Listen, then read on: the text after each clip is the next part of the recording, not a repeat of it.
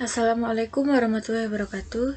Saya Arifiana Nurwazanata, 2006061111111. Program studi Teknik Arsitektur. Di sini saya akan menjelaskan tentang dinamika pelaksanaan Undang-Undang Dasar 1945.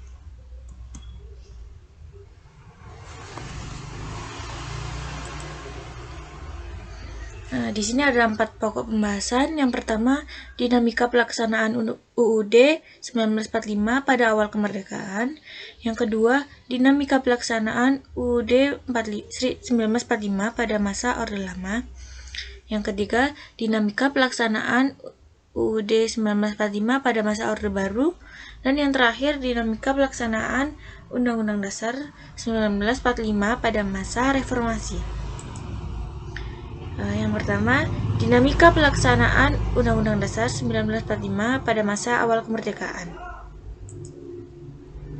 Pada awal kemerdekaan Indonesia, KNIP mengusung gagasan pemerintahan parlementer karena khawatir dengan pemberian kekuasaan yang begitu besar pada presiden oleh UUD. Karena itu, pada tanggal 7 Oktober 1945, KNIP mengeluarkan memorandum yang meminta Presiden untuk segera membentuk MPR. Menanggapi hal itu, Presiden mengeluarkan maklumat Wakil Presiden pada tanggal 16 Oktober 1945 yang berisi bahwa Komite Nasional Pusat sebelum terbentuk MPR dan DPR diserahi kekuasaan legislatif dan ikut menetapkan GBHN serta membentuk badan pekerjaan.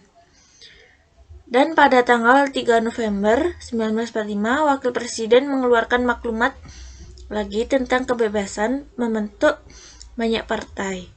Terbentuknya kabinet pertama berdasar sistem parlementer dengan Perdana Menteri Syahrir pada tanggal 14 November 1945. Hal itu berakibat pada kestabilan Indonesia di bidang ekonomi, politik, maupun pemerintah. Pada tanggal 27 Desember 1949 dibentuklah negara federal, yaitu Negara Kesatuan Republik Indonesia Serikat yang berdasar pada RIS. Dalam negara RIS tersebut masih terdapat negara bagian Republik Indonesia yang beribu kota di Yogyakarta. Pada tanggal 17 Agustus 1950 terjadi kesepakatan antara negara RI Yogyakarta dengan negara RIS untuk kembali membentuk negara kesatuan berdasar pada Undang-Undang Dasar. Pada tanggal 5 Juli 1959, Presiden menganggap NKRI dalam bahaya. Karena itu, Presiden mengeluarkan dekret Presiden yang isinya 1. Menetapkan pembubaran konstituante. Yang kedua, menetapkan Undang-Undang Dasar 1945 berlaku kembali bagi seluruh rakyat Indonesia. Dan terhitung mulai dari dikeluarkannya dekret ini, UUD 1950 tidak diberlakukan lagi. Dan yang terakhir, pembentukan MPR sementara yang beranggotakan DPR, perwakilan daerah-daerah, dan Dewan Agung sementara. Yang kedua, dinamika pelaksanaan Undang-Undang Dasar 1945 pada masa Orde Lama.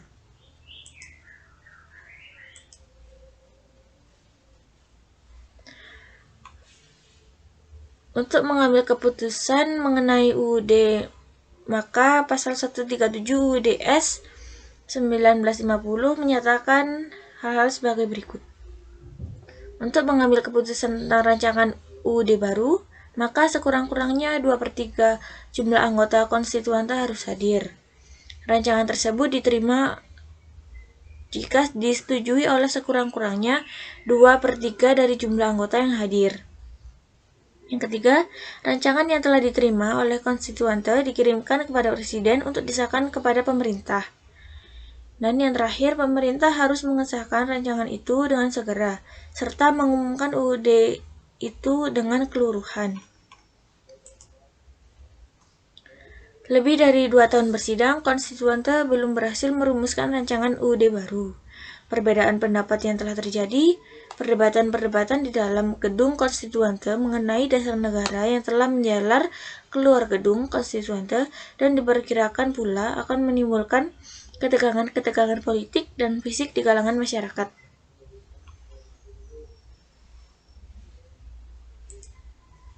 Selanjutnya dilaksanakan pemungutan suara terhadap usul pemerintah untuk kembali ke UUD 45 secara utuh.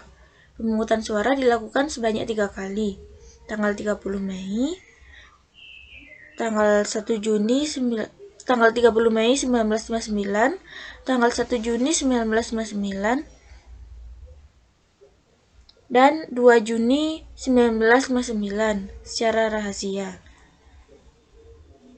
Untuk mencegah timbulnya permasalahan bagi bangsa Indonesia, maka Presiden mengeluarkan dekret Presiden pada tanggal 5 Juli 1959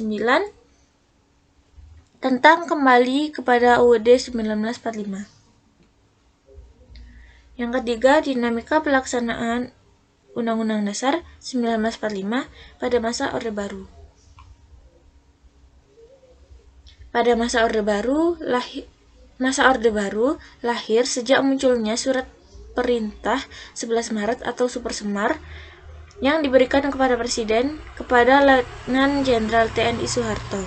Inti dari Super Semar berisi memberikan wewenang kepadanya untuk mengambil langkah-langkah pengamanan yang dianggap perlu untuk menyelamatkan keadaan. Orde Baru lahir dengan tekad awalnya adalah untuk mewujudkan tatanan kehidupan masyarakat, bangsa, dan negara Indonesia atas dasar pelaksanaan Pancasila dan UUD 1945 secara murni dan konsekuen.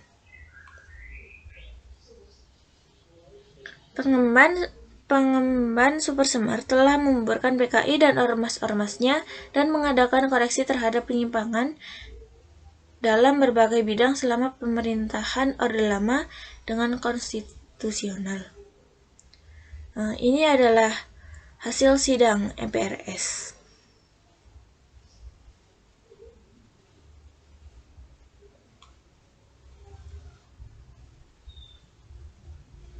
Dan yang terakhir adalah dinamika pelaksanaan UUD 1945 pada masa reformasi.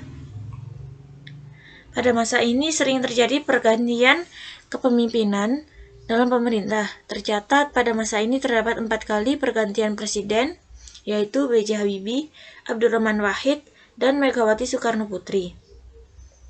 Yang paling terasa pada pelaksanaan UUD 1945 pada masa ini terutama pada masa Presiden Megawati.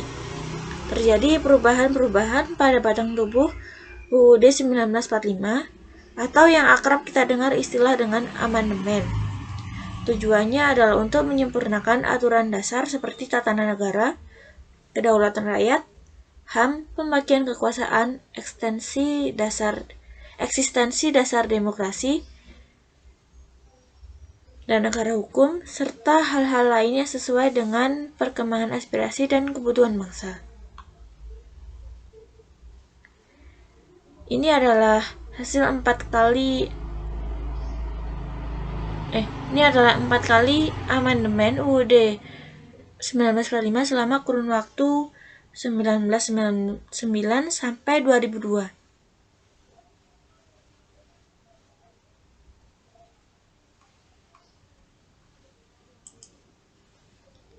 Sekian dari saya.